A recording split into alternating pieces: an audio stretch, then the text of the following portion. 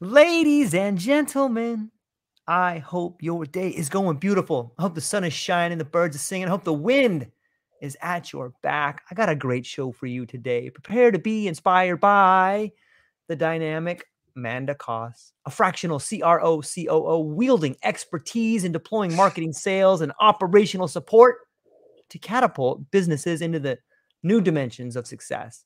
Manda's journey took a transformative turn a few years ago when she literally walked on fire, an experience that ignited the belief that anything is possible when you're willing to step up. Amanda, thank you so much for being here today. That was a very brief introduction, and I was hoping you could color it in with a little bit of background.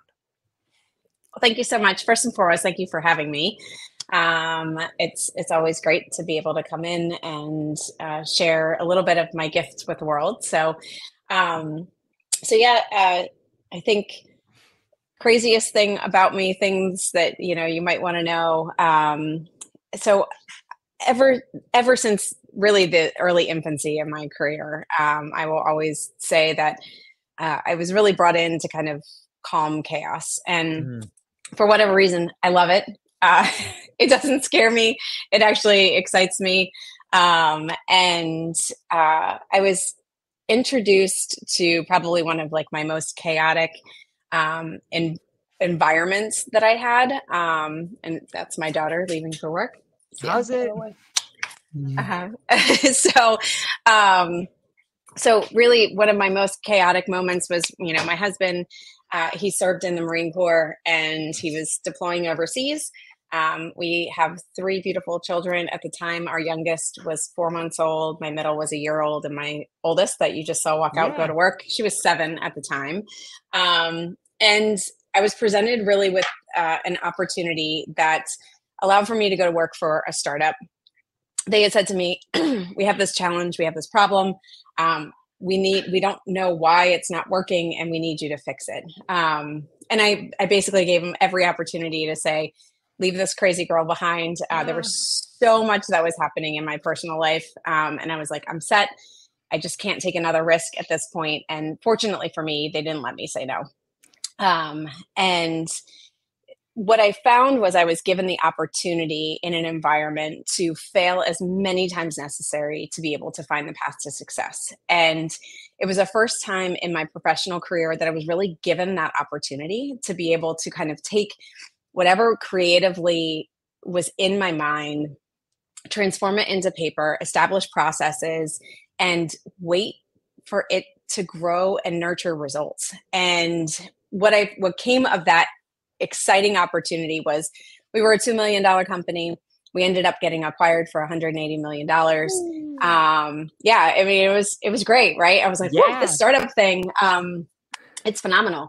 But really what it taught me was anytime I have this sense of fear in my heart or in my soul, it's when I need to lean into it because I'm going to learn something about myself and I'm going to grow and I'm going to be able to either change myself or change the world in that process.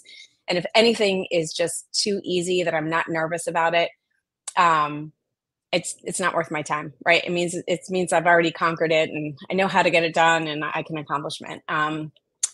And so that's really what kind of projected me into this self-discovery space about myself, right, and about where I stand as a business professional today. So I started working in startups. After that, I really loved the ability to kind of come in and help stabilize a startup institution because you had that freedom. You have the ability to kind of move as fast as you want to move, come up with as many creative solutions as possible.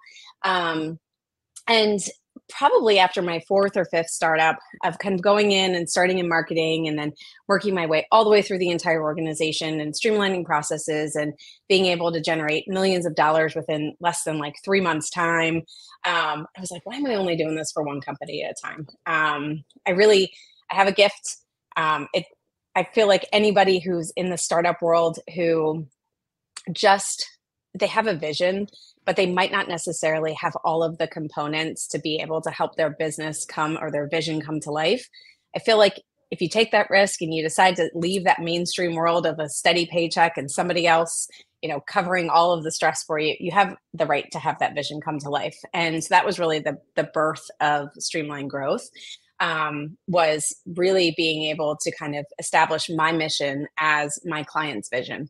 So they entrust me with what their vision is and what their passion is. I understand it, I believe in it, and I make it my own. And then we start working on the right things to be able to essentially put the processes and procedures and the right things in place to be able to help them to get to the point where they achieve success. So that's a little bit about me. And I don't want to babble on too much if necessary. I think it's amazing. And I think, especially in today's climate, in today's world where the change is happening so fast, there seems to be this quickening.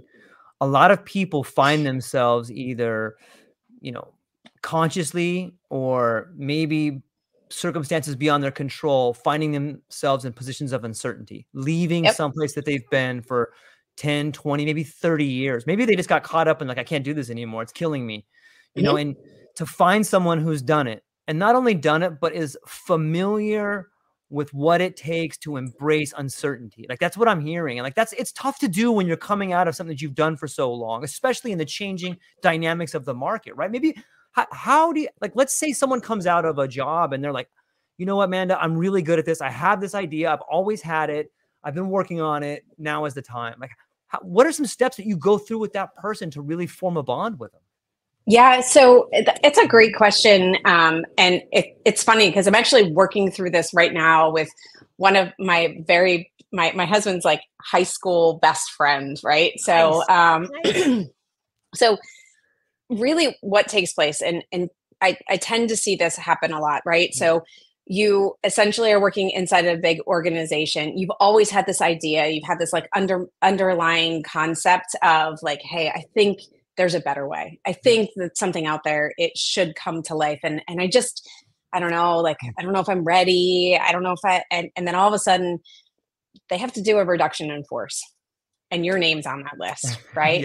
And, it kind of forces your hand. It's what do I do now? Do I have 4 week severance, or I have 3 months severance? And, do I take the time to start building, and how do I go about that? And even for the business owners that I start working with right now that have been really rooted in their business for 3 to 5 to 7 years, and they're like, okay, I've got something, but now I need to take it to the next step.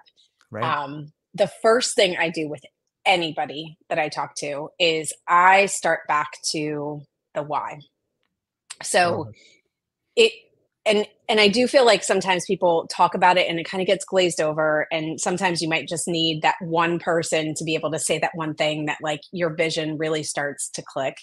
But I can spend probably upwards of 2 to 3 hours with a client of mine or just a good friend and just say, okay, tell me why this needs to happen. Tell me why this has to change. Tell me what is fundamentally wrong with the process, right? There's so much time where we come up with these canned statements of why we're going to be the best and amazing. And you have these vision statements that are 16 paragraphs long, and they're not memorable and they're not repeatable.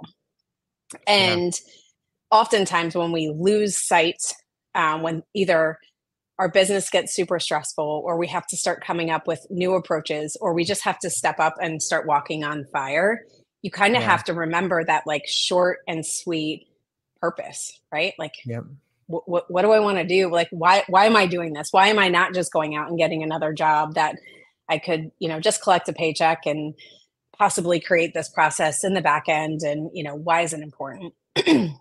So the things that I ask people to really start to remember back to, whether it happened 2 weeks ago that you got laid off, or whether you started your business 7 years ago, is I really ask them to reconnect with that feeling of why this business or service needed to come to life.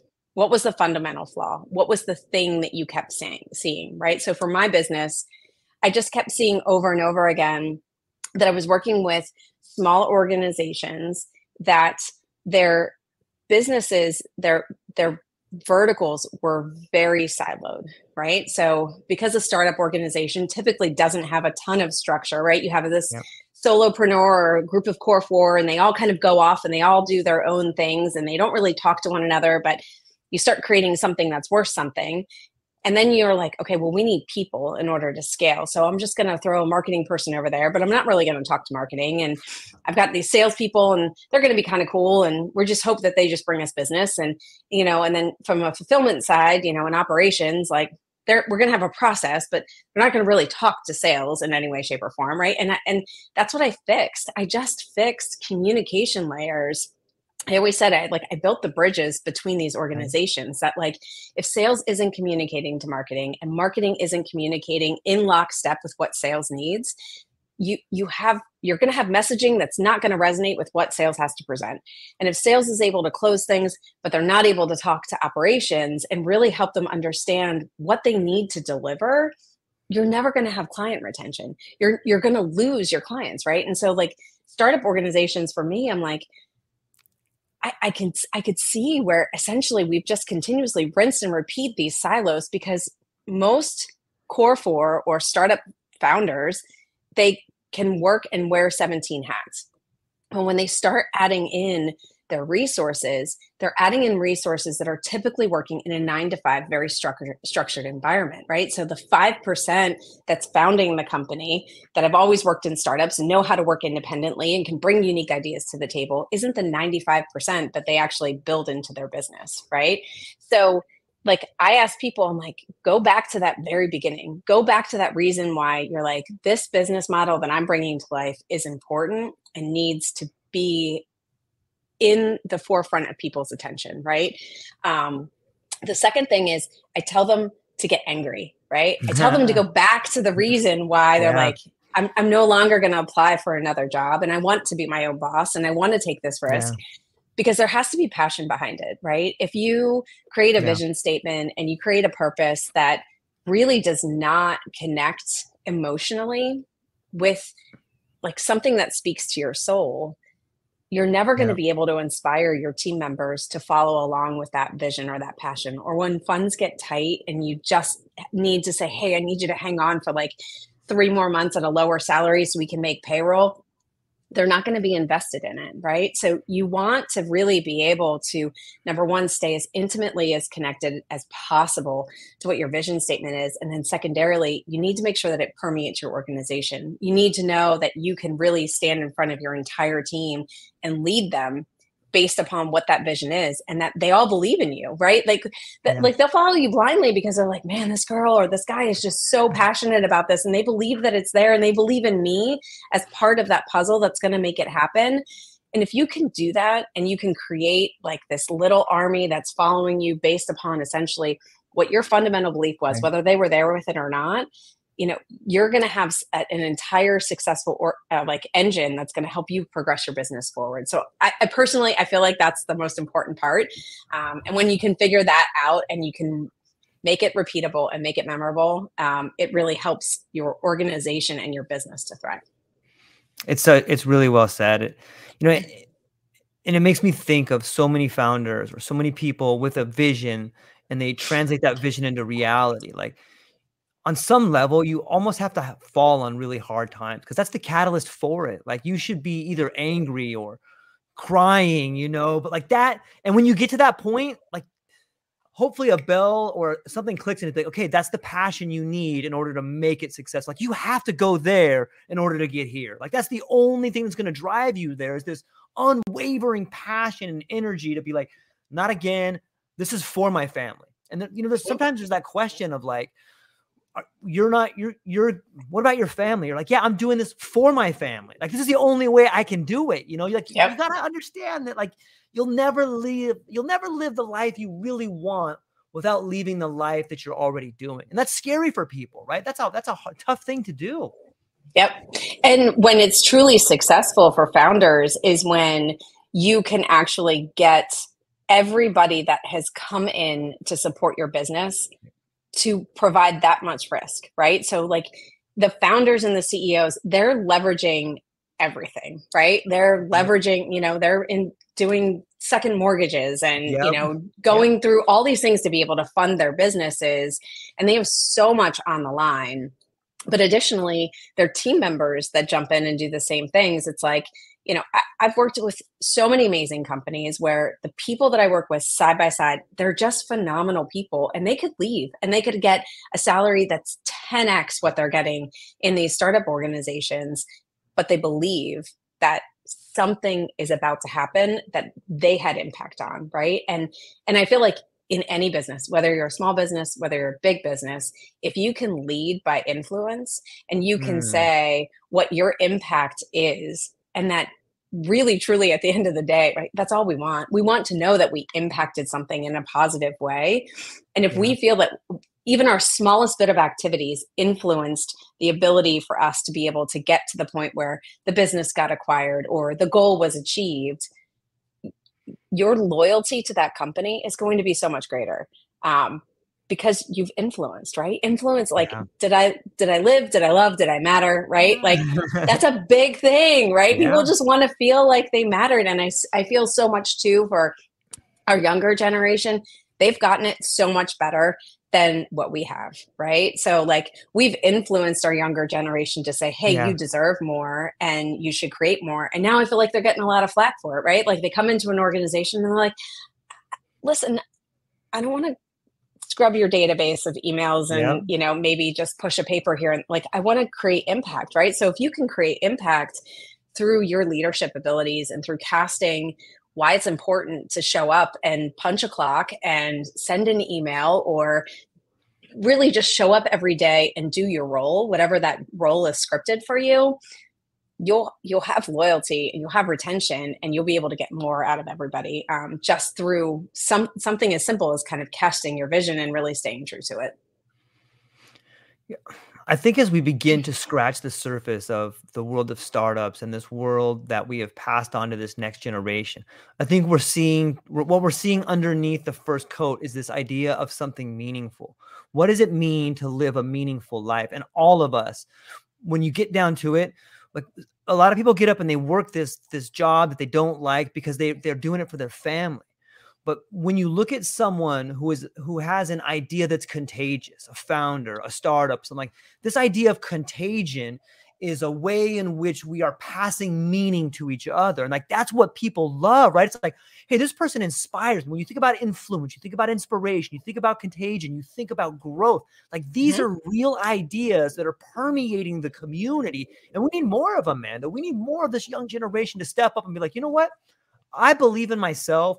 And I'm gonna test this theory that I've read in all the mythology my whole life that says if you believe in something, you can do it. Why can't you get up and love what you do? Like, why can't that happen? We need more of that. And I see you doing that. It's beautiful. Maybe you could speak to that idea a little bit more. No, and that's like, it's so funny because that's like, I mean, it's like nail on the head, right? So how do you like advertise a business that basically says like, I believe in you, right? So in all transparency, the reason why my relationships with my CEOs, whether they're needing me to come in Yeah. from a CRO or a COO perspective, the reason why it works is because I believe in them. Like, funny story, Yeah. and it was kind of like one of these like aha moments as I'm watching, like, no joke, Netflix the other day. So I'm watching this docu-series. It was a true story. There was a girl who was, attacked. And because she came out of the system, they kind of painted the picture that she was lying. Mm. And unfortunately, this individual went on to kind of attack multiple people in different districts, so that way hopefully it wouldn't be traced. And they were very, very good at what they were doing to make sure that they kind of covered all of their tracks. um, and they show the progression of the individual that was essentially deemed as a liar, and she ended up getting sued by the police, for essentially wasting their efforts and lying, that she was attacked even though she wasn't attacked.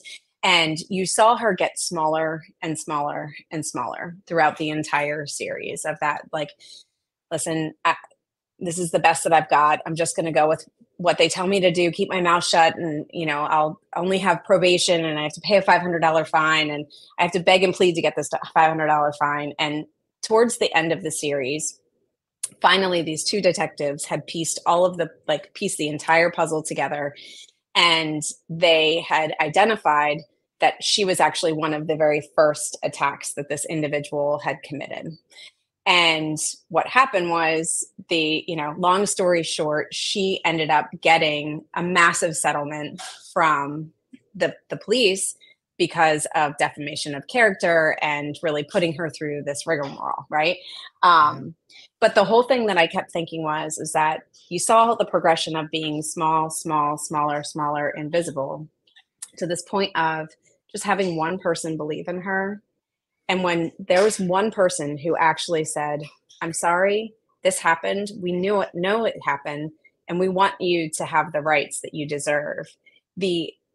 Her essence and her being just grew like exponentially, to the point where she wasn't taking the $5,000 settlement check that they presented to her. They said, no, I think you need to see your day in court now. And she was able to get a bigger settlement from it. And so I just wrote down, I'm like, does it just take one person to believe in you in order for you to be able to take over the world, right? And personally, when I work side by side with my CEOs, it's typically because they come in, they have this idea, they need to scale, they start throwing resources at it in terms of wherever they feel it is best to be able to position and help them scale quickly. But they don't necessarily have that strategic person that sits beside them that's saying, yep, this is possible, and this is how we're going to make it happen. And so what I do with my clients, I call them visionaries, right? So they've got these really big ideas. They tend to have a lot of ideas, and they tend to not be able to kind of ground them into a strategic plan. And so my job is to come in, to see what their vision is, to understand what the product is, to say, yep, this is possible, and this is how we're going to do it. And then I ground the organization in the strategy and the next step. So that way we have those people that need a little bit more structure. We might not have everybody in the organization that's used to working in a startup, but everybody knows what their role is, why it's important to succeed in that specific role, and how to measure success. So that way they know that they've influenced the overall success of the business, right? So it's hard to say, but I'm just a believer, right? I'm that one person that I'm like, listen, you deserve to have this idea come to life. So let's talk about it. Let's make sure that when you've got the crazy idea that pivots us 6 ways since Sunday, that it makes strategic sense for us to make the pivot now, or should we wait 2 months before we do it, right? Yes, for sure. I know you can go ahead and write that email 100 times faster than our professionals can do it right now. But unfortunately, I got to teach them how to learn our messaging, and they're going to only learn by doing it if you let them do it. And they just sit back and they're like, yeah, you're right. Yep, you're right. You're right. So it's just kind of like, sometimes I'm a little bit of a grounder. Sometimes I'm a little bit of a motivator, helping people feel that somebody sees me and believes in me and gives me that extra energy and motivation to know that I can really accomplish anything as long as I just put my mind to it. Yeah. It sounds like you have an uncanny ability to help people translate vision into reality, and people need that. They need, because if I see something, does it exist? But if we all see something, it definitely exists. And we need that. We need people around us to amplify, to point to the picture, to point why it works. And I think it's imperative. So many people have that idea, but they don't have people behind them that believe in them. And then that idea dies on the vine. And so too does a little part of them die, right? When no one believes in them, it's like a thought. I believe that thoughts are things. And when you have a thought, it becomes your idea. Your ideas become your words become your actions, and it just transgresses that way. But it's interesting. I guess, you emphasize surrounding yourself with professionals who share a clear vision. How do you go about building and nurturing a network of like-minded individuals? And how has it contributed to your success? So it's really funny. So the models that I use, I surround myself in as well, right? So, right here. So I'm like a big pen, paper. I love colors. I don't know why. Colors just make me happy. Nice. But the thing for me, the strategies that I employ is that first and foremost, I will always use the EOS model. It's the entrepreneurial operating system. And it's essentially written in a book called Traction. I don't know if you've ever heard of it before. But it starts off with a vision traction organizer. The importance of that is to really sit down and be able to understand vision, mission, values of the organization. Really, what are your three uniques of your business? Like, what makes you different? And the biggest thing that I impress upon most of my clients is I'm like, hey, it's not faster, better, cheaper. It's you. Like, you are the one thing that is the unique component out of anything that's sitting out there. Let's not forget that. And what is that attribute, right? And then from there, you start talking about like really big, audacious goals. What is your 3-year strategy, 1-year strategy? And then you get really super tactical, okay? What I try to do is every 12 weeks, you are revisiting this business blueprint. So you're going back every 12 weeks and you're saying, okay, what are the big things?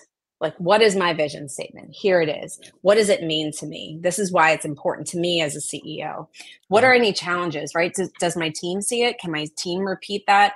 What would be the biggest blocker to them understanding what that vision statement is, right? So as a CEO, you're evaluating those things almost on a 12-week cycle. So I follow a 12-week year because I do feel like every single day, especially in the startup world, is like, it's so fast, right? You don't have an entire year to make it or break it. Sometimes you really only have a couple weeks to be able to get to the point where you have enough room to breathe, right? So every 12 weeks, you want to go back to those things and revisit those things and say, do they still make sense to me?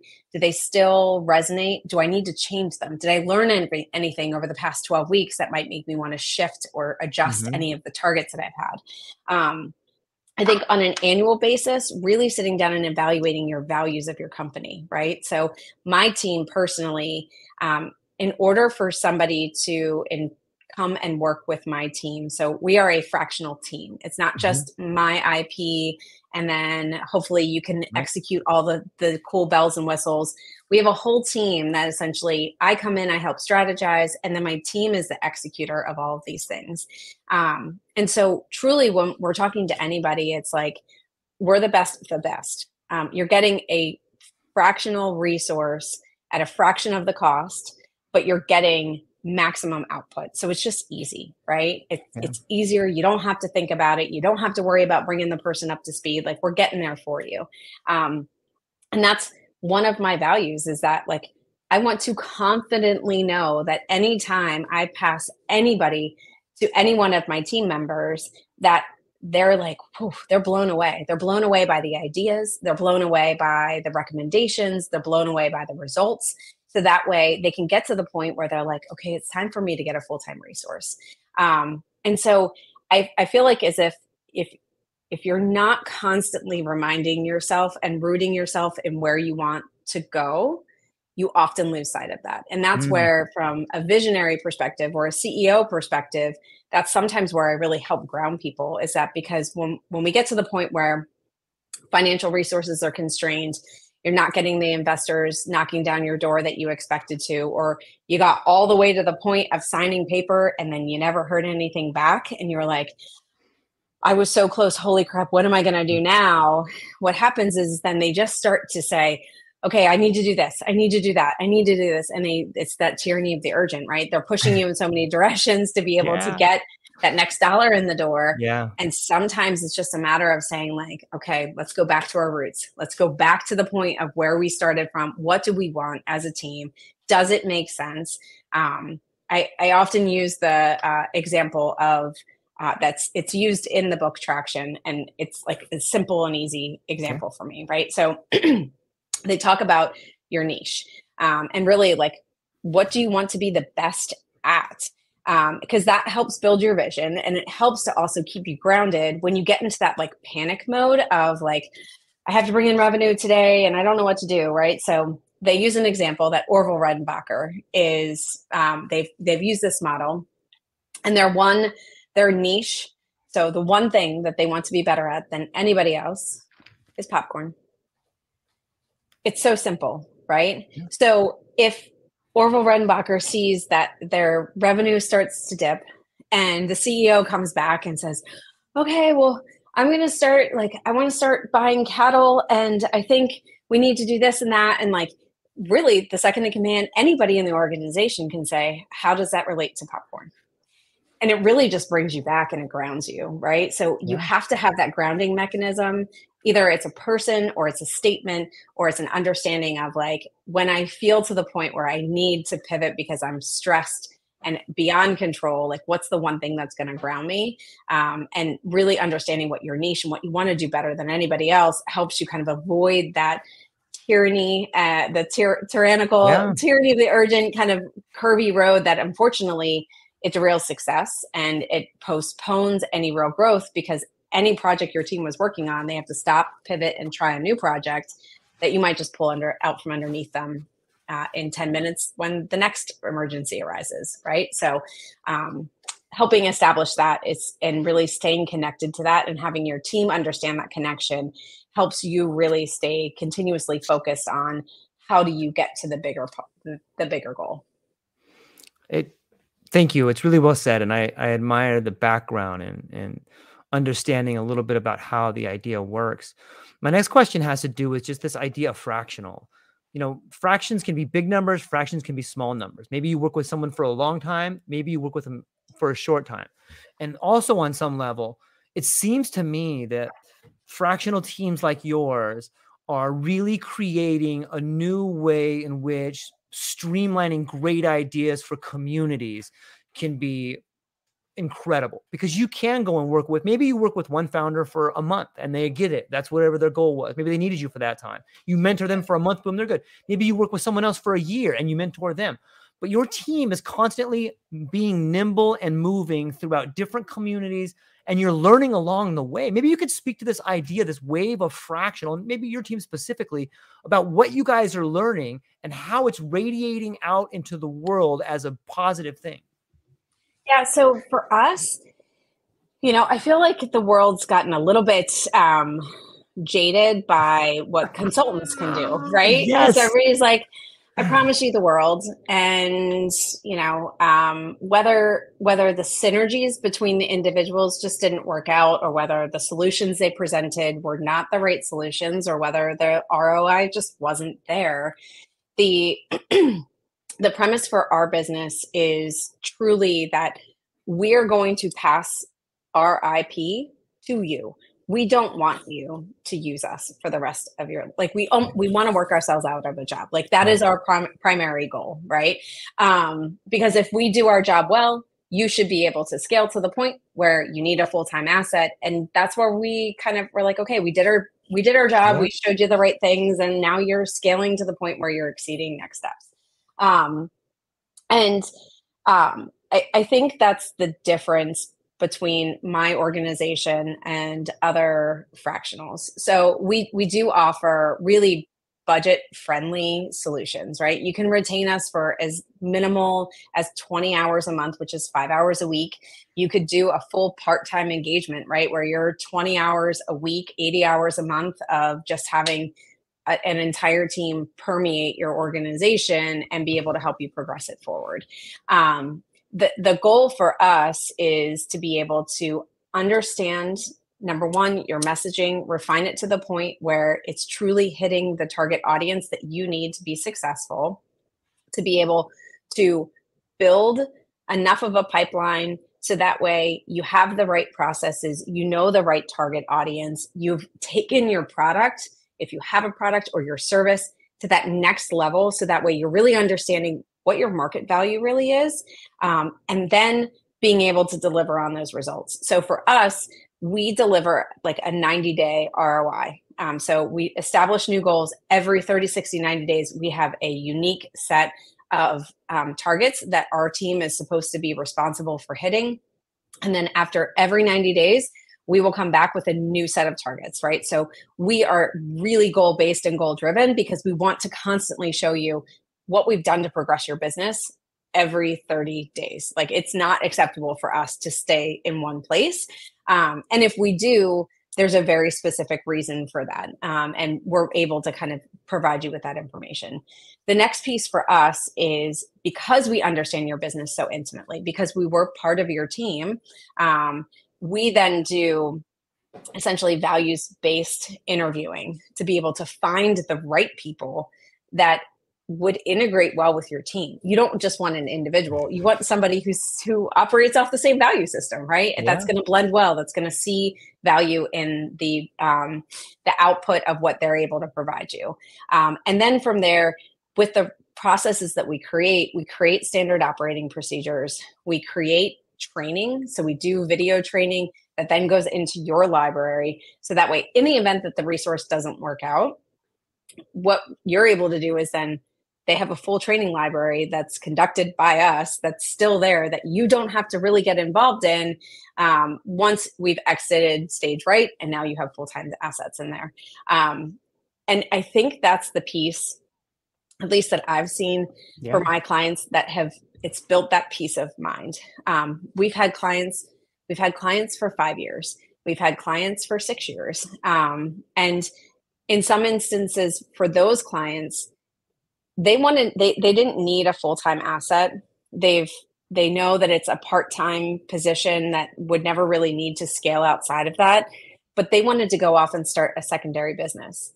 So they've given us really keys to their kingdom to operate and run their entire organization off of very limited hours. So that way they can go and build another empire somewhere else.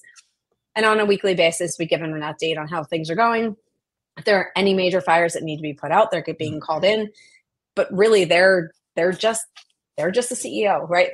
They're just, everything else is happening, running, and functioning the way they want it to be, and we're moving all the cogs for them, right? And other institutions, they're getting to the point where we're scaling to the point where we're like, okay, listen, guys, like, we love you to death, and we know that you love us, and that things have worked really well, but like, I think it's time for us to kind of start exiting. And usually when we push we push the exit because it's getting to the point where the demand for us will be too great for us to be able to support growth for any other client. It's really well said. Can you give me an example of a relationship that you really admire? That's a big question. I know. It's a good one, though. It is a good one. If I had to say the relationship that I really admire, it would be the one between myself and my 18-year-old. Because I've always been a great communicator. My EQ is I can tell. Off the charts. Pretty big. Yeah, like it's pretty big, right? Of course. And so I feel like I've always prided teaching my children kind of the value, because it was instilled in me when I was younger, right? My father and my mother, our foundation of our household was really just based on communicating. Like, you just communicated until the cows came home, and that was what you did. And so I transferred that education to our children. But then watching my daughter go through some really challenging personal journeys of her own, watching her educate me on how I can even elevate my EQ on top of like the tools that I gave her, and then the tools that she learned through her own journey, and then the respect that we have with one another from a communication perspective is probably one of, I always say it's one of my greatest success stories, right? It is like, put a fork in me, I'm done. I'm successful with how that's all worked out. I mean, she's still a teenager. She's still sometimes,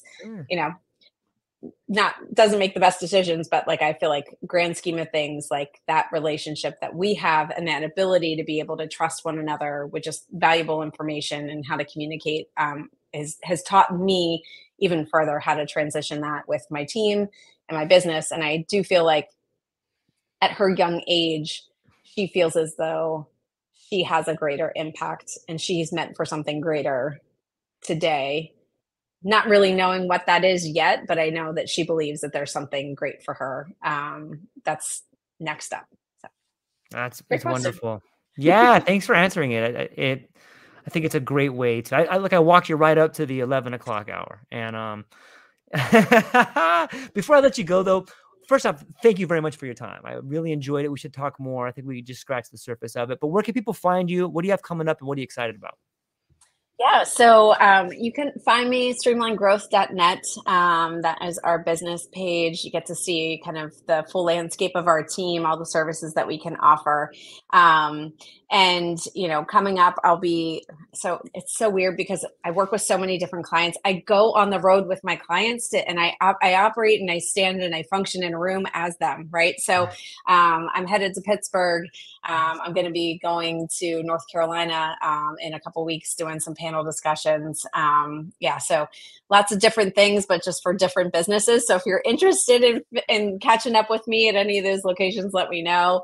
And really just excited for what 24 is about to present, right?